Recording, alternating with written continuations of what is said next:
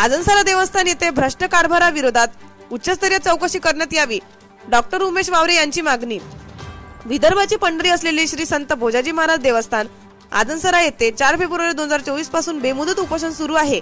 या उपोषणाचा आजचा 8वा दिवस असून अजूनपर्यंत जिल्ह्याचे खासदार व आमदार साहेब यांनी या उपोषण स्थळाला अजूनपर्यंत भेट दिली नाही।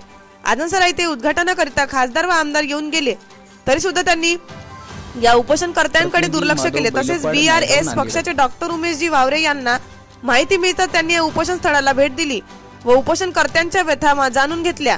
उपोषणकर्त्याचे म्हणणे आहे की हे सरकार भ्रष्टाचारांच्या विरोधात असून सुद्धा या भ्रष्ट कमिटीवर अजूनपर्यंत कार्यवाही का नाही, असे यावेळी BRS पक्षाचे डॉक्टर उमेशजी वावरे यांच्यासोबत चर्चा करताना उपोषणकर्ते श्री शंकर कोसुरकर बोलत होते।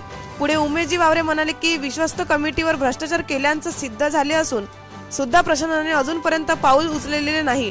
उपोषणकर्त्यांची मुख्य मागणी हे आहे की सहाय्यक धर्मदाय आयुक्त वर्धा यांनी एक प्रशासक नेमणूक करून त्यांच्या निगराणीमध्ये पैशाची व अन्य व्यवहारांची देखरेख व्हावी, अशी ग्रामस्थांनी व उपोषणकर्त्यांची मागणी आहे व त्यांची उच्चस्तरीय चौकशी करून न्याय देण्यात यावा, असे यावेळी डॉक्टर उमेशजी वावरे बोलत होते।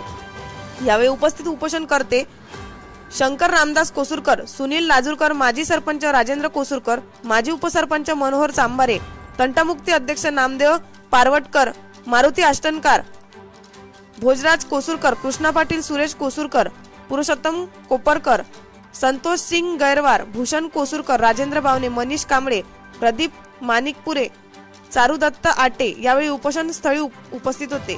ABS न्यूज साठी किशोर शेंडे, हिंगणघाट, वर्धा।